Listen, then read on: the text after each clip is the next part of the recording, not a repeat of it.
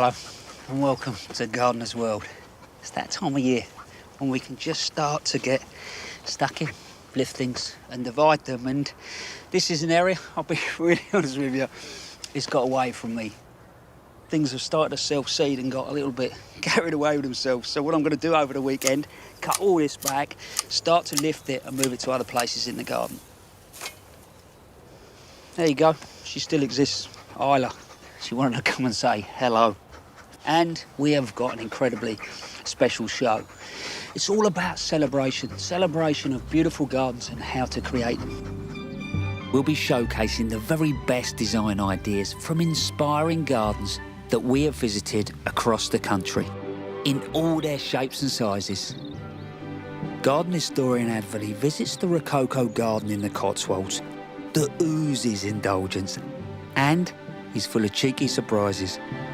What's really exciting about this path is that it's got its wiggle on and you are compelled to follow it. Joe explores a garden in North London where green has been used in all its shades, textures and forms to create a beautiful, serene space.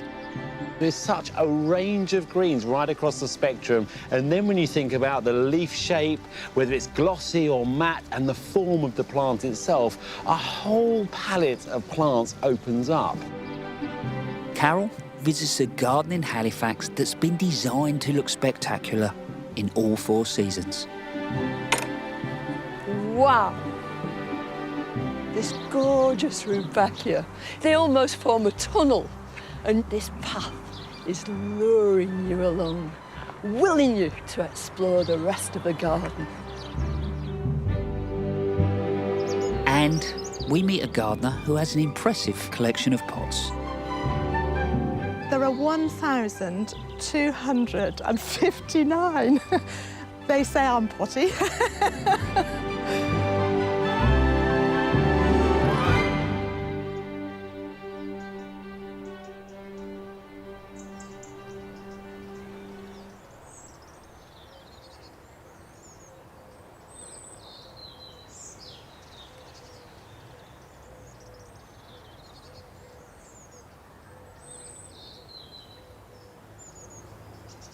When it comes to creating a glorious garden, I don't think it's all about what you do in your space.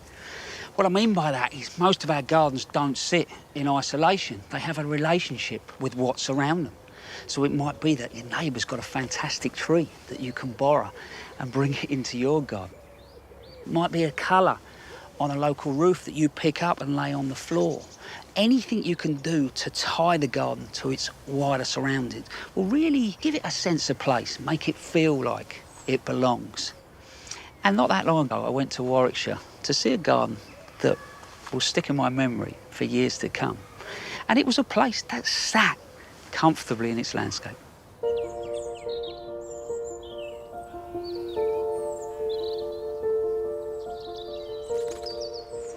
I'm feeling a really lucky boy. It's early in the morning, but I've been allowed into this place, Packwood House, which is a garden that I've wanted to see for absolutely ages. It's just me, birds, a few sheep in the background, and I get to actually soak this garden up for the next couple of hours before the public come in.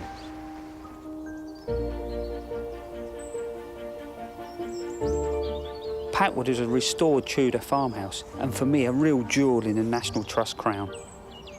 It's famous for its iconic yew topiary, but also its long herbaceous borders. A visitor in the 1920s described it as a house to dream of and a garden to dream in. And you know, I couldn't agree more. This place truly is magical. I walked in and you'll think I'm barking mad, but actually I got goosebumps. There was a physical reaction to this garden, and I think wise it fired off a load of memories. The first thing I'm doing is walking along a herbaceous border and there's a yucca pops up. It reminds me of my nan, 1970s, very sort of retro. But actually in this context, looks absolutely stunning. It's worked in there with things like verbena, and the herbaceous bring it alive and turn it into a completely different animal. I mean, this place for me is absolutely stacked out with inspiration that I can take home.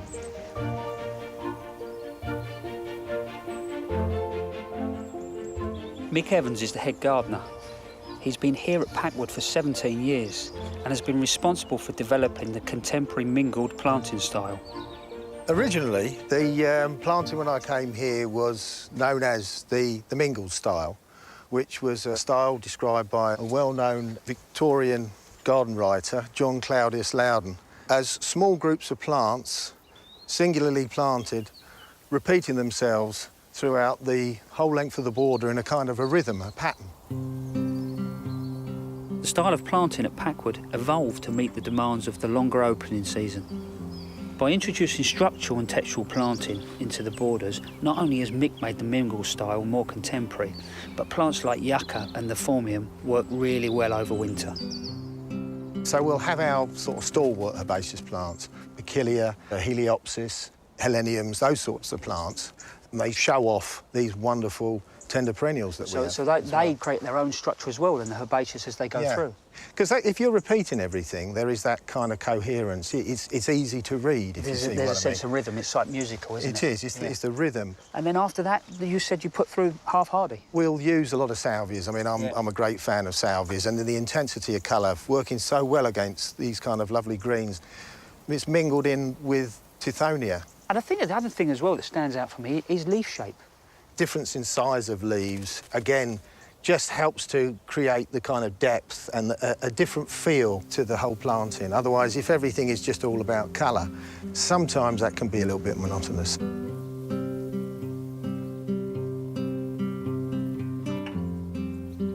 What's so clever about the borders is the plant palette really complements the architecture. The overall effect is one that creates borders and plantings that work in total harmony with the buildings and surroundings. I love just to have 5 minutes stood somewhere in a garden, you know, and I think I just want to ask the head gardener, where would you come and stand in this garden? Well, oddly enough, about right here, actually, because it's about the best viewing point. The one in front of you right now is looking over the sunken garden and then beyond to the yellow border and then to the range of buildings beyond that. And the harmony of the brickwork and those colours, using yellows and blues, works really well in one sort of view. Then if you come on a diagonal and you look towards the house, and then beyond that, we borrow a bit of the garden outside. We've got this lovely copper beech. So you're borrowing that landscape and bringing it back into this space? That's it. We've got these big black rosettes on the aeoniums, and of course, the copper beech is equally as black, and it just creates this wonderful, cohesive view. So maybe someone else could just borrow next door's tree. Yeah. I think that's a cracking little tip. You've been here 17 years, haven't you? Yeah. You thinking of leaving, or...? No, I'm jealously guarding this place. Yeah, I thought you might be. Do you know, I'd happily come and work here every day. The place has sort of blown me away. Yeah, I'm glad to hear it.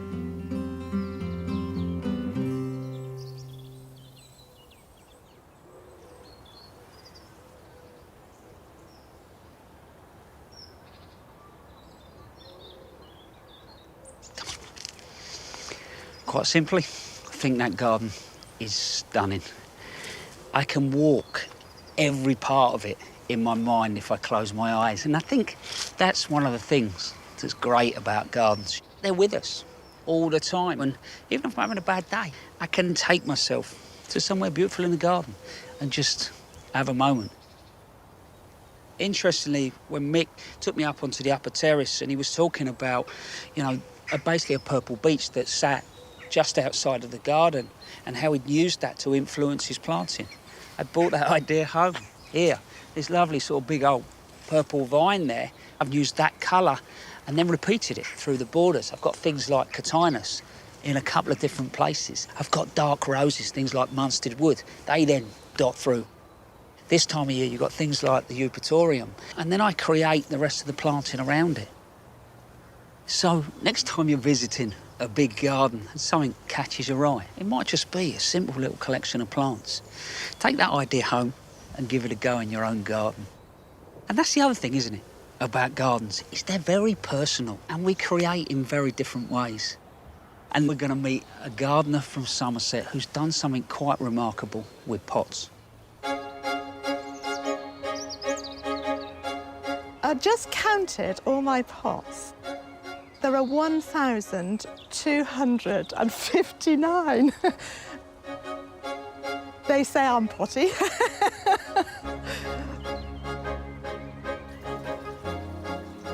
My name is Julia Thayer. I have 2 children and my husband lives here, but I do all the gardening.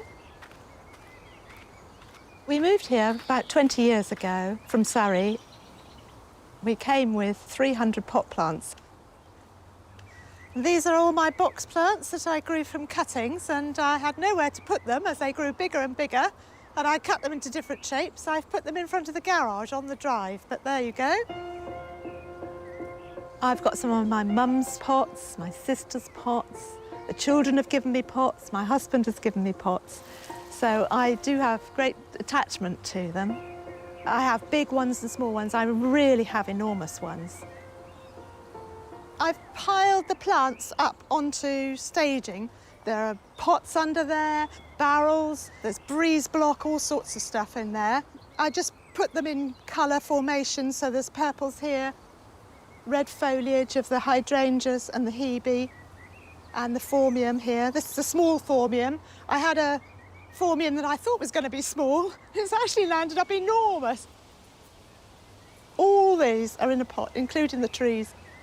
So it's bonkers.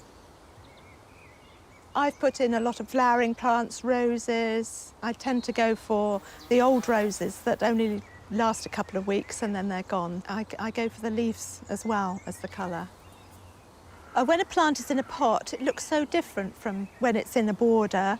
It just lifts it, makes it look special because it's got more drama in a pot.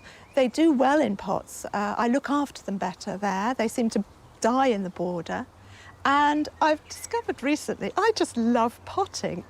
If I'm feeling low, I just do a bit of potting and I'm feeling happy again. It's really good. Good for the mind. Watering is a major operation every evening. It takes an hour and a half to 2 hours. I have 16 water butts and 21 dipping barrels scattered throughout the garden.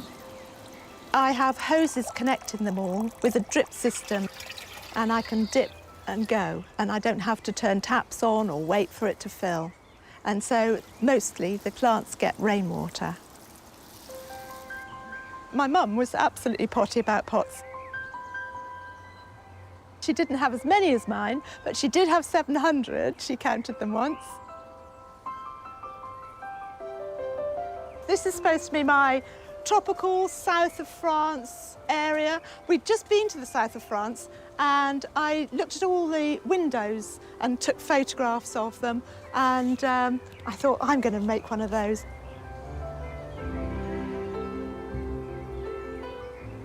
This is the pew that I put a top on to keep it dry, and this is made of an old dog kennel.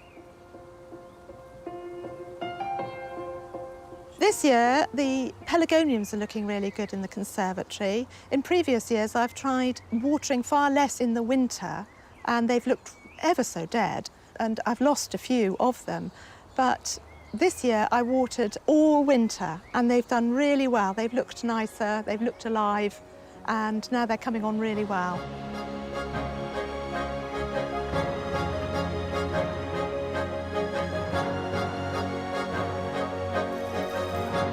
I'm really trying to cut back on the number of pots because I think I've got totally enough now. But I probably won't resist. No, I'll probably buy another one.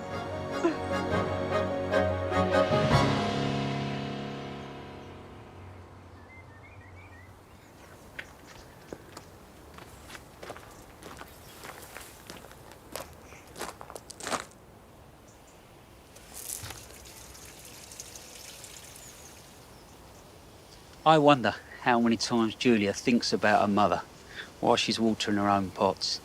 You know, that's wonderful. You know, her mother did it before and she's carrying that memory forward. When it comes to pots, I love to use them to set a scene. Like here at the front door, you know, you arrive, there's some interest. But we can change that throughout the 12 months. Also, if I go and buy something that's new, unusual, and I'm not quite sure where it should go in the garden, what I tend to do is pot it up, and I'll try it in slightly different spaces until I find the place that it's happy, and then it goes in. But that canna at the moment, look at the colour. It sucks you in. And we're very drawn to colour, aren't we? But Joe went to visit a garden that was very driven by the colour green.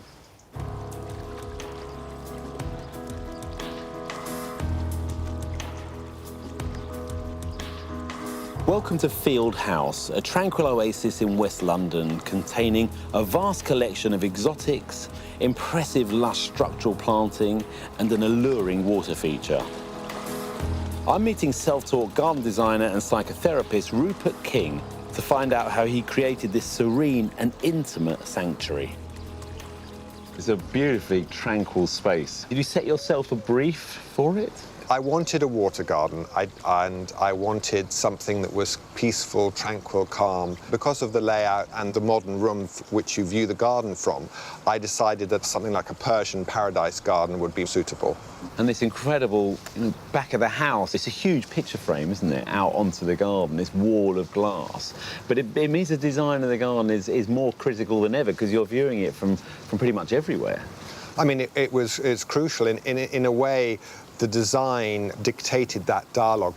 The pond takes you down the garden, and then the tree ferns, this wonderful explosion of green at the end. You just follow that line down. It invites you to come through into the garden. Yeah, it works beautifully. Well, you've been very bold with your plant choice. I mean, there's a lot of architectural plants. I'm a bit of a plant collector in terms of the more unusual, the form and the structure. I think with a garden like this, you either have to go for colour or you go for different shades and textures of green, and I went for the wonderful styles of green that you can get. Just sitting or being in a green space, you just naturally relax. You have repeated plants here. It's not a sort of plant collector's garden in that you've got one of everything. No, I don't want to make it too busy. You know, I think certain, like the grasses, I repeat, because I think that's sort of a theme that holds it together.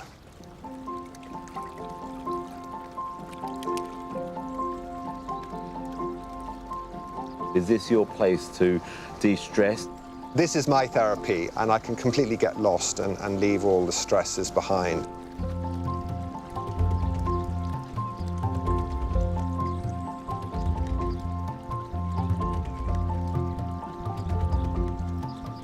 The layout of this garden is so simple. Rupert has dug up the lawn and invested in this fabulous water feature which dominates the middle of the space.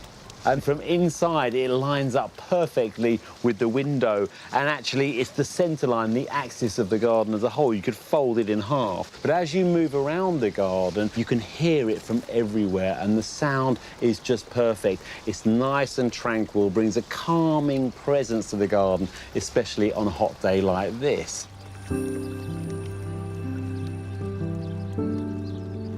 Green. That doesn't have to be boring, as Rupert has proved here, because there's such a range of greens right across the spectrum. And then when you think about the leaf shape, whether it's glossy or matte, and the form of the plant itself, a whole palette of plants opens up. And he's combined them beautifully here. That's the Tetrapanax papyrifera, huge architectural leaves, and it just looks wonderful holding the corner right there. And then in front, we've got some smaller evergreens. This is Hebe rachiensis. It's sort of a woollier texture, but it's got a nice compact form, and it looks great against the bamboo there. And in front of that, this little Pinus mugo. The needles are darker green altogether and a completely different texture. And then on this side, we've got Phoenix canariensis, the Canary Island date palm. Who said that green couldn't have drama? Now, once we have that base layer of green, seasonal shots of colour can be added in. So at the moment, we've got the water lilies that have just opened today, and then Rupert's favourite canna, panache, and the lovely blue agapanthus at the front. But they only really work because he's been so restrained with his colour, and they're all set off by the wonderful greens behind.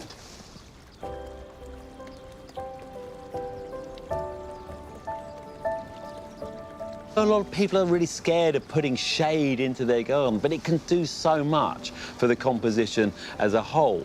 For example, underneath this Paulonia, we've got a great shady spot, the Hackana clover grass here, with this peony. OK, it's finished flowering, but it's still adding so much.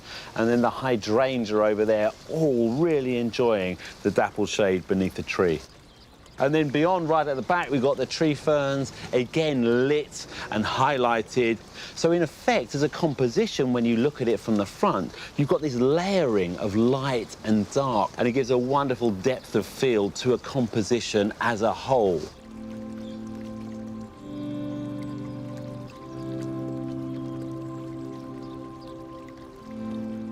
This really is a three-dimensional garden. Your eye is drawn into corners, beautiful compositions, plant combinations, and perfectly placed sculptures as well.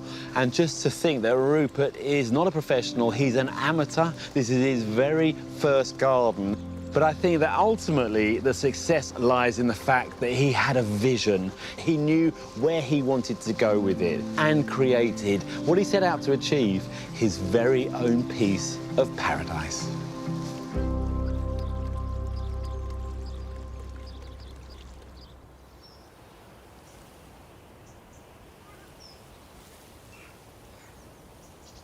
To think that that was the first garden that Rupert has ever created.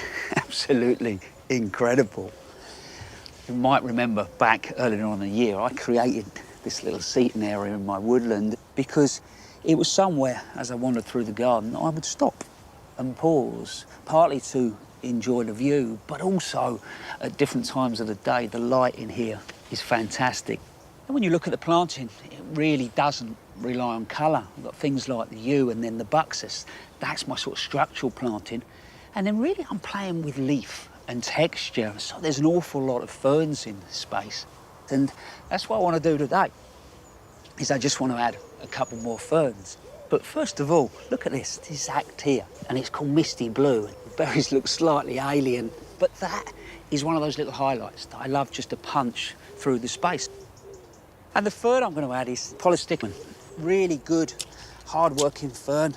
Works well in dry shade and also is evergreen.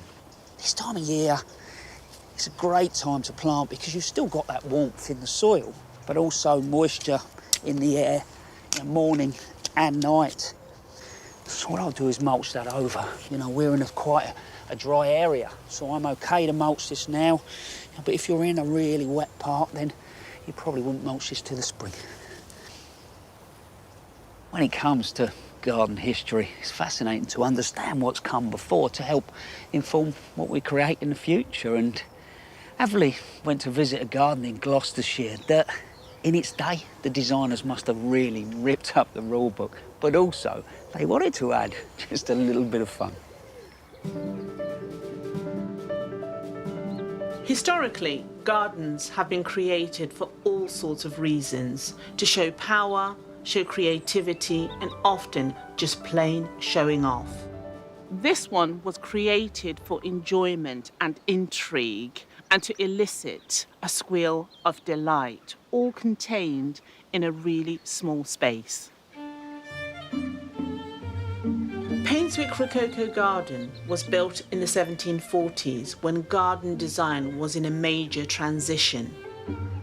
The biggest and most influential gardens, like Hampton Court, were flat and symmetrical with a maze of formal parterres and fountains, and everything was so rigid and serious. The Rococo style was flamboyant, it was flowery, it was eclectic, and definitely a lot more fun. At Painswick, the owner, Benjamin Hyatt, was wealthy, but not very wealthy, and he only had a 6-acre valley garden to play with. So what he did, like a lot of merchants and the nouveau riche, is that he took a load of garden elements and squashed them into a small space in true Rococo style.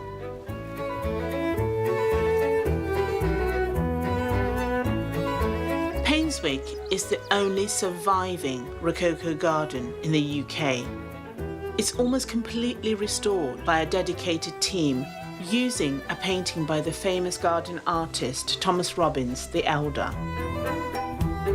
There are lots of straight lines and avenues, just like at Hampton Court, and even symmetrical beds.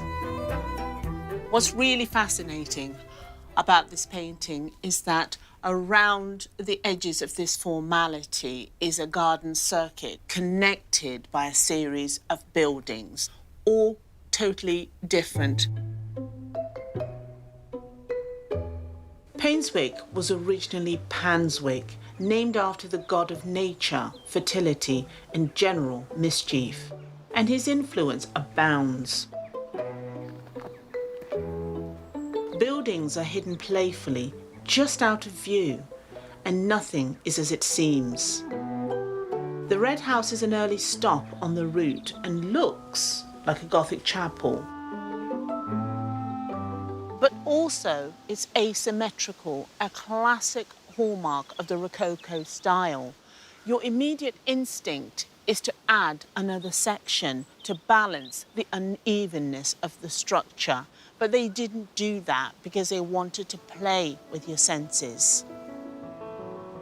It wasn't all they played with.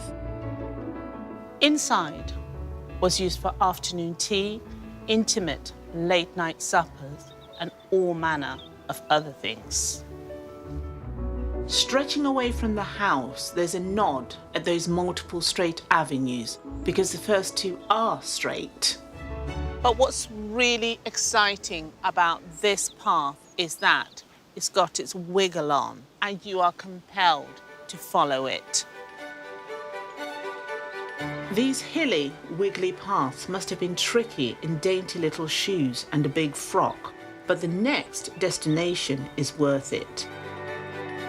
The Exedra is the focal point of the garden, and as ever, it's not what it seems.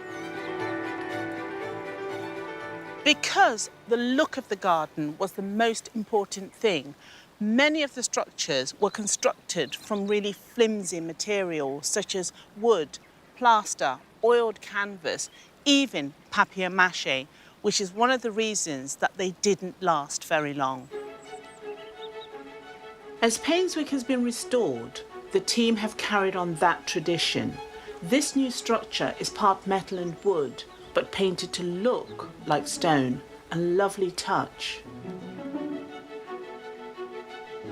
My last stop is my favourite. It's a cold plunge pool fed by spring, and in theory was used only by men. In the Thomas Robbins painting, there was a changing room for the bathers to bathe nude. And over there stood a statue of Pan, whose mischievousness set the tone for what went on in there. There are many more features here, including a Doric seat, orchard, and even a hermitage, which had pretend hermits paid by the hour. The restoration here is still ongoing. The Eagle House with its zigzag paths and veg is next on the list. But already this garden is an absolute delight to behold. Walking round it puts us right back in the shoes of those mischievous, revelling 18th century visitors.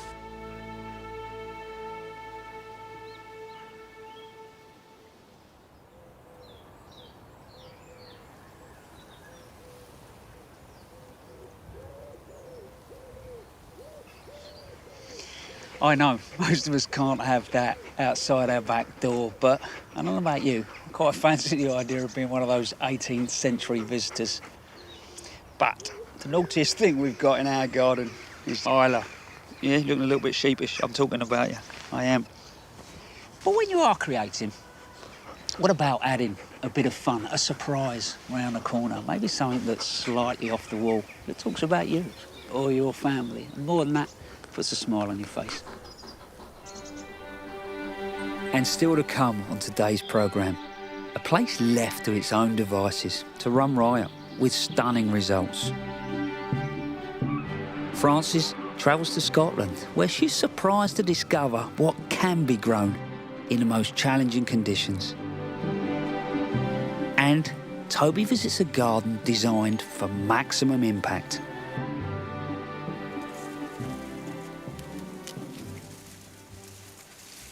When you're creating a garden, it can take years for it to find that sweet spot when everything starts to come together. And Carol went to meet a couple that have created a garden over 20 years.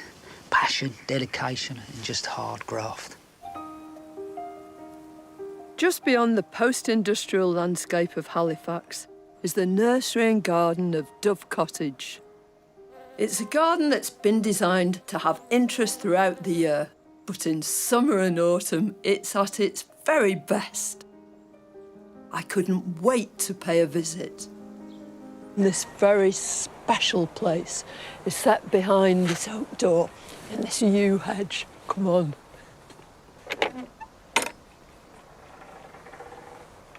Oh, wow. Just look at the eupatorium, huge, great banks of plants, this gorgeous rudbeckia. They almost form a tunnel, and yet this path is luring you along, willing you to explore the rest of the garden. This third of an acre plot tumbles down a steep slope. It's been terraced and filled with perennials. It's autumn and the plants that predominate are the grasses and things that you looked at for their flowers earlier in the year are now seed heads. And so magnificent, so magical. Petrinia over there, this great lime green plateau of seeds. And in the midst of all this glorious mellow colour, there are surprises. Look at this. This is Aptea, Queen of Sheba, and I have never seen it before. In this variety, these racemes they're pendulous, they just sway gently backwards and forwards. It's tremendously elegant. It's just like being in the midst of a meadow. You forget where you are completely. And it's a paradise that's been created over the last 20 years by a husband and wife team, Kim and Stephen Rogers.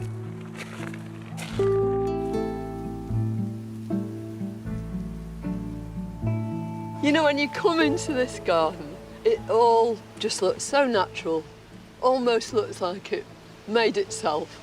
But that's the sort of feel that you wanted to create, Yeah, it is. It? It is that much wilder look to the garden with grasses and perennials mixed. It started to get wilder as we've gone along. Yeah. I think that's how you start gardening. It might be all very controlled at first, but then as we've got more and more into it, we want to go wilder and wilder. So is it wild enough for you, Kim? Yeah. Because you don't stake, do you? No.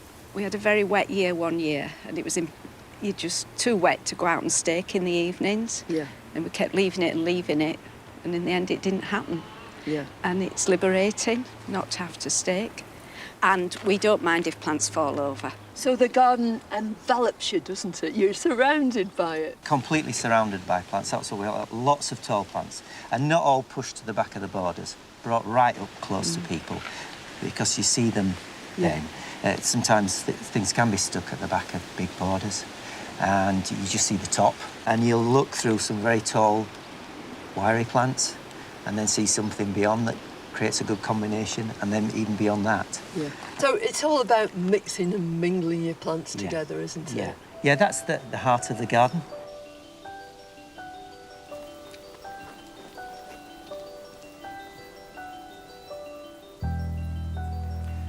All around the garden there are splashes of vivid colour amongst all the tawny, russet tones. But you come into this part of the garden and suddenly there's an explosion. It's pure fireworks, and it's all created by these gorgeous prairie daisies, helianthus perennial sunflowers, making this vivid splash of colour which just lifts your spirits. It really does give you a feeling of euphoria. This is Miscanthus nepalensis, and I want it. I've got to grow it. In some places, once plants had flowered, they'd be chopped to the ground, but not here. They're allowed to do their thing, to change to seed, to gradually decay. Because for Kim and Stephen, it's not just the way that plants live that they appreciate, it's the way they die too.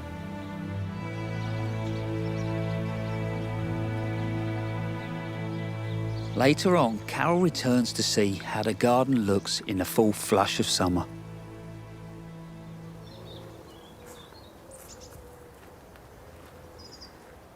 There's a real elegance to that garden.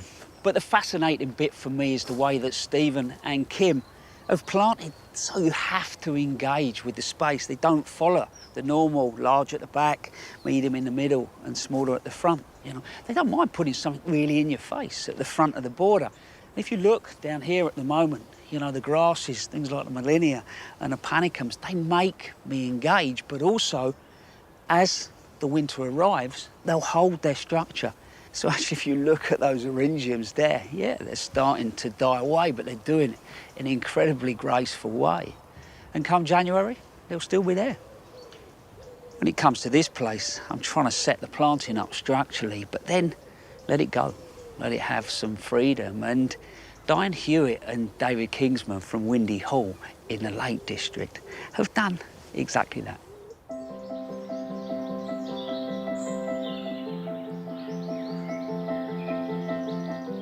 We moved here in 1981. It was pretty well derelict, and we gradually worked our way through, up the hill, round the land. We planted a few plants, but apart from that, we've not really interfered with it very much. That's part of our gardening philosophy. You work in an area, and when you leave it, it shouldn't look as though you've worked in it. Let the plants tell you the story. Let the mosses tell you the story. That's really, I think, the fundamental thing behind our style of gardening.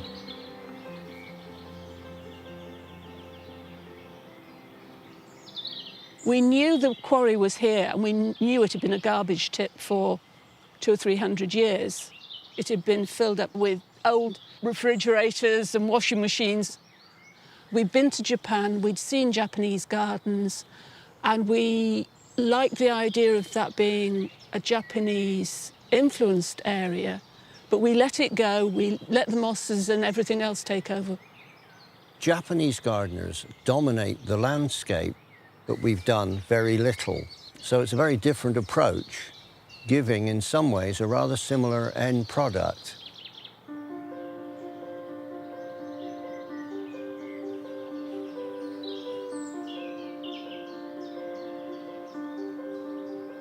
The northwest of England, Lakeland, has a very wet climate, and here we get about 70 inches of rain a year. We're surrounded by plants that thrive under those temperate rainforest conditions. Many different types of rhododendron, for example. Enkianthus just by us here. Many different sorts of camellias. All these plants are able to withstand the rainfall, in fact, enjoy the rainfall. Most of them are rather shallow-rooted, which is good because we have very little soil here on this hillside. We've done really very little except stand back and watch. The area is predominantly now populated by one of our native mosses, the common one in this garden, Polytrichum formosum. It just will slowly cover any horizontal surface or anywhere with just a little bit of soil. And the Polytrichum will develop its little spore capsules, which are a golden color. We've not moved or planted any ferns or mosses or lichens. We've looked at what's arrived, and then we've tweaked it. What we do is to clear leaves and fallen twigs and so on off the surface, because these plants still need light. And otherwise, sit back on a seat and enjoy what has arrived.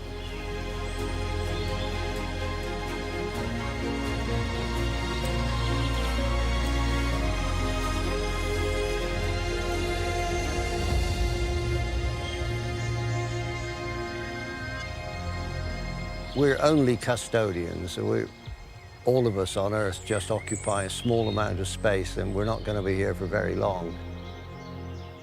It's not a legacy. In 30 years' time, it should just go like back. Like us, it should decay slowly and gracefully. Or disgracefully, please.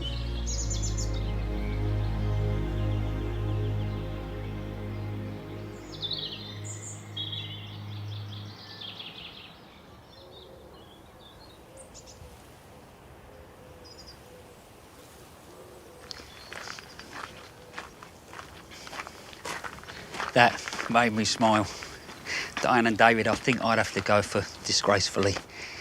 Anyway, what I'm trying to do here is put a load of plants in that will self-seed. So things like digitalis, foxgloves, cardoons, I let them do their thing. And then what I do is, in places, I go in and edit. So if it seeds around, what I'll do is just go in and thin it out in places where I don't want it. But the other thing I do is I collect some of the seed. And here I've got digitalis lutea, and it's seed I collected about 6 weeks ago because I want to introduce them to somewhere else in the garden.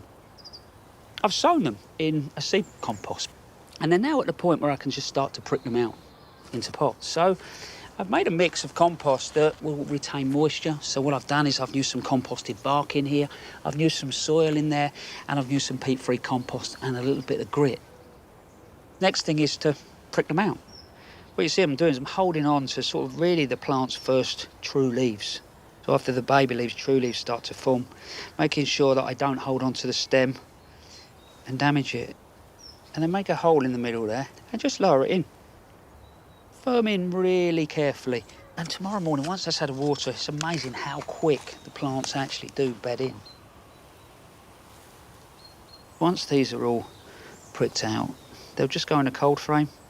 They'll stay in there over the winter, and these will be ready to plant out in the garden next spring. Anyway, next, Francis went to meet a couple that have created a garden beside Little Loch Broom in Scotland, in what you could say is rather challenging weather conditions, but they've still created something quite amazing. Exposed. Stormy, remote, but beautiful. The north of Scotland. Where I'm standing is on the same latitude as St. Petersburg and Alaska, some places with some pretty extreme and inhospitable weather. So you might think that any garden laying on the same latitude will struggle and feel uncomfortable being here. Not this one, created by Sue Pomeroy and Will Sues. It's a fantastic garden and in a beautiful setting as well, but you really are right on the edge here. So there must be some challenging conditions. Yes. Well, the wind, you get gales up to 50 miles an hour on a regular basis. That's our average norm, gusting up to 80 miles an hour, and sometimes recorded 120 miles an hour. Really? So you can imagine it does cause a lot of problems. Everything has to be grown with that in mind. As well, of course, we have heavy rain. Yeah, I mean, do you know your rainfall per year? Yeah, on average, it's 80 inches a year. Wow. So that's sort of 3 times the national average of rainfall. Yes. That's massive. It is. And how we cope with that in our garden is by putting in a lot of rills and drainage around the edges of the flower beds. And if you notice, the garden's on a gentle slope, so it sort of takes the water, hopefully, away down into the sea.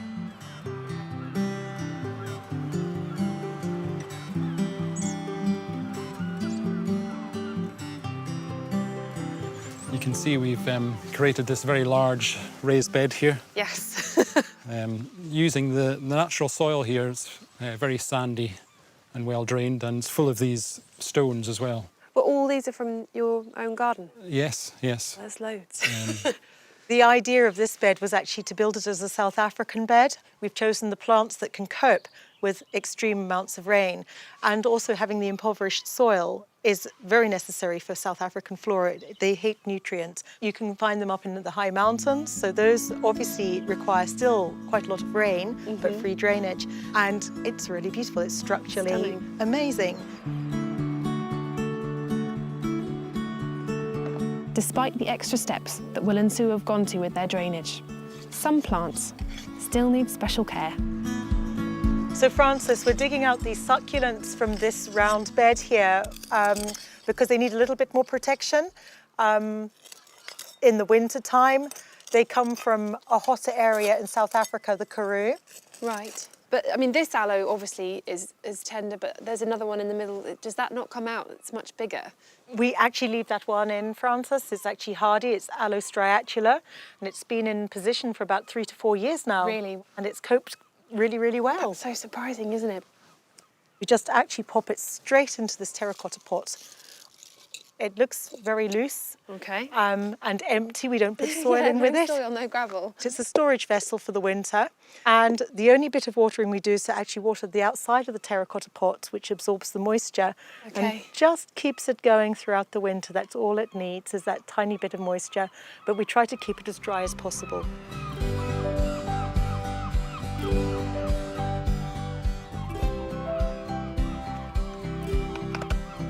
I think we need to explain what's happening with our faces. So why are we wearing these, Will? Yes, this is the protection from the famous Highland midge. Uh-huh. Yeah, this is what we have to wear for 4 months of the summer when they're out. I know, they're busy really, biting. they really itch, don't they? Yes. So, what are you doing with this Watsonia? This Watsonia has stopped flowering. Okay. This is the flower here on a healthy plant. Mm-hmm. What it needs now is dividing. Okay, that's quite a big plant there, isn't it? Yes, these are divisions from last year, so these are ready for planting out now. So the reason that you can't just divide that and stick them back in the ground is what? Because there'd be weaker plants? Yeah, there's a tendency for them to rot off if you plant the divisions directly in the ground Okay. at this time of year. And then leave them in a pot for a year? Yes, till they get established in a good root system.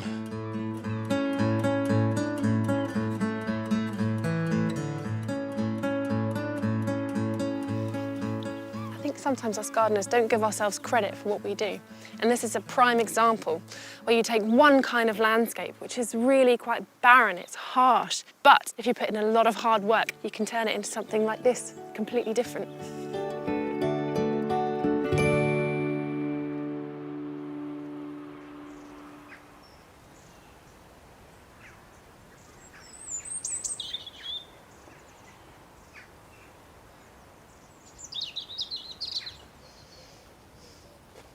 Hey, get him. You take it easy, Ash. Don't you worry about us. Wow, I thought that was extreme gardening. But it works. And it looks like it belongs. But I think that is because of the work that they put into the research. They understand that region. And then when it comes to planting, they've done their homework. So they know where those plants grow in the wild. And then they've equated it to their own conditions. And I suppose, in a way, that's what I've done here in the gravel garden. I've understood the conditions, I know it's dry, so I've picked plants that will sit happily here, and it tends to look quite natural. What I'm trying to do is make sure that each area holds a different feeling. So as you move from space to space, the experience is different. And Toby went to visit a garden that's been driven by that idea.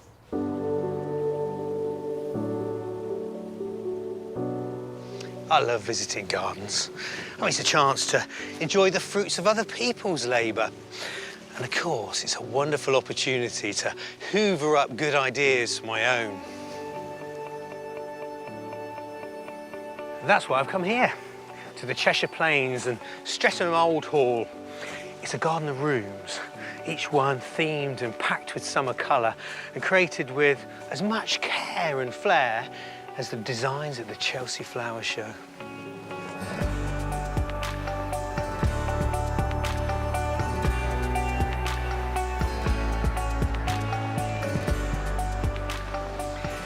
The garden's like a living lesson on design. It's divided into rooms and each one has its own character, its own personality. But the clever thing is they're connected either by steps or paths or tantalising glimpses one into the next. What I like though is the garden's groove. It's all about rhythm and movement. These fastigiate hornbeams, like so many of the plants in the garden, are planted symmetrically, but yet at their base there's sort of amorphous naturalistic planting and huge pools of the same thing. And then there's the water, connecting the different areas together.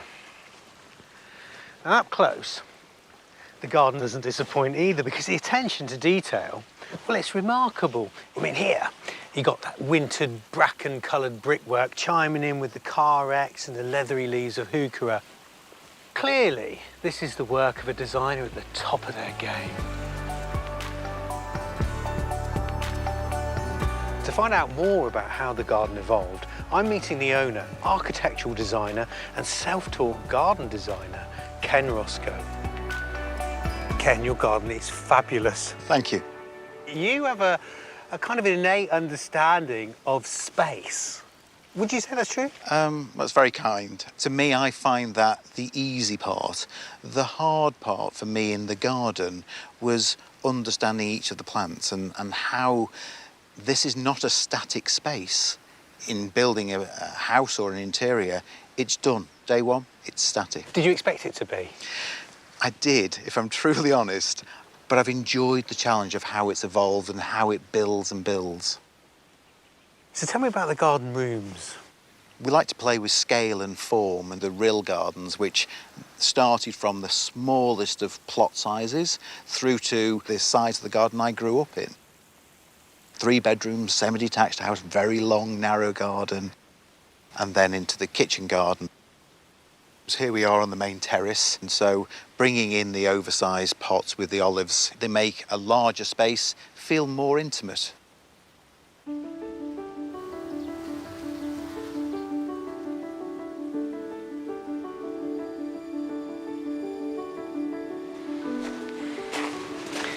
Aren't these late season flowers just lovely? That's partly because at this time of year there's a lot of dust in the atmosphere, and that makes the sunlight look red, so it picks up the orange centres of echinacea and the noses of helenium and bright red crocosmia. It makes them almost seem iridescent and glow.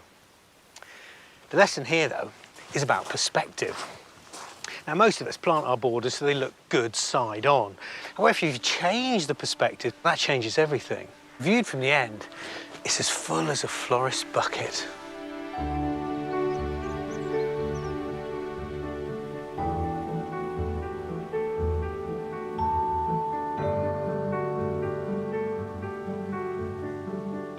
The terrace, I think, is my favourite part of the garden because it has such personality and a long season of interest.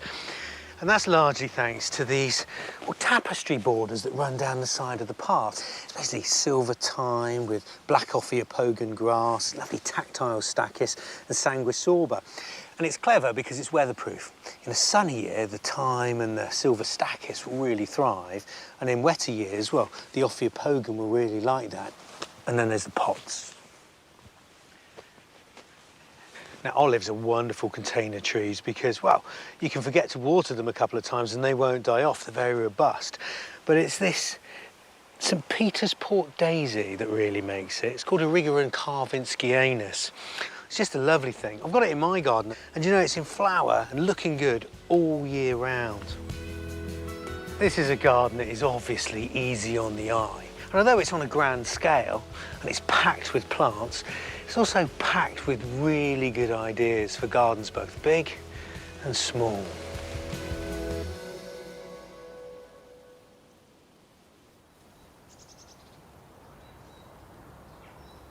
I love that garden. It's designed beautifully. I've just spotted an unexpected visitor.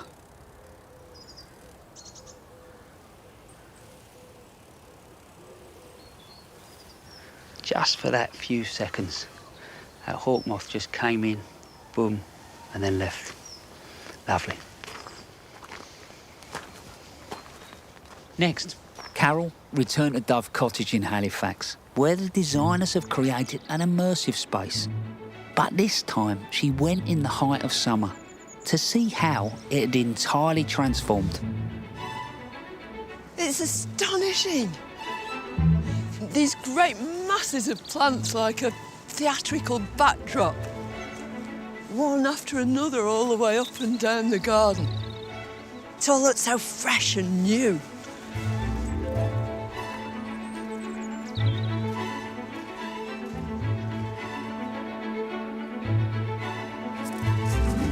When we were here last time, it was all about grasses. But now the flowers have taken charge. Right the way through all these beds, there are big splashes of really vibrant colour. It's really difficult to combine pinks. But here, Steve's cleverly interwoven these patches of lilac. This veronicastrum, this is roseum. Stiff spikes, tiny little pale pink flowers, making these punctuation marks all the way through. And the rest of it is big, soft mounds, like this pale pink monarda. But there's another bit round the corner with a completely different idea. Last autumn, grasses like this Molinia were golden. You were so conscious of them. But right now, it's green and it just forms an almost transparent veil through which you get glimpses of this planting. And I have to say, it's this glorious paradox that's created by this great river of blue that runs right the way through this bed. It's soft and flowing, and yet it's composed of this very solid, prickly plant, Eryngium borgatii picos blue.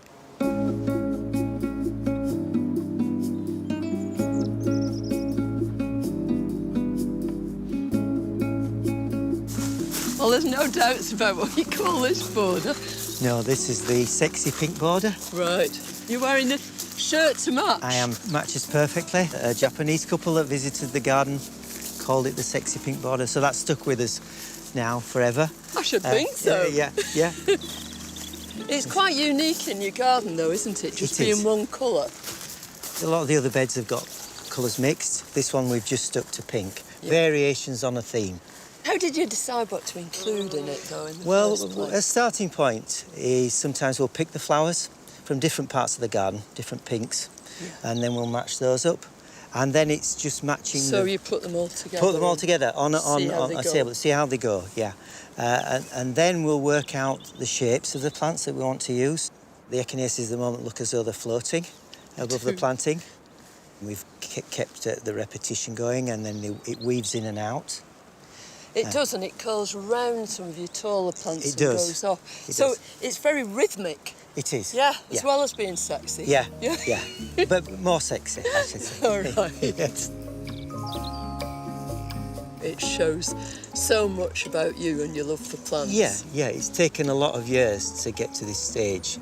And it's all the advice we've been given along the way and places that have inspired us that have got us to this and these sorts of plantings. And lots of love. Lots of love, lots of lots of plants love. But that amalgamation has resulted in this. Yeah, this most splendid garden. Yeah. It's wonderful. Thank you.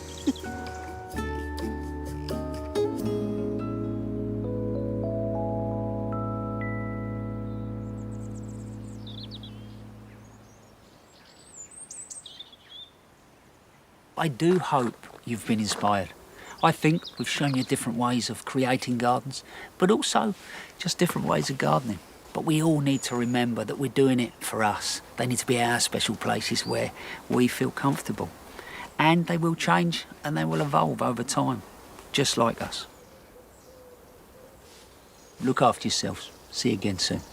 Next week, Monty will be back at Longmeadow at 9 o'clock. Bye-bye.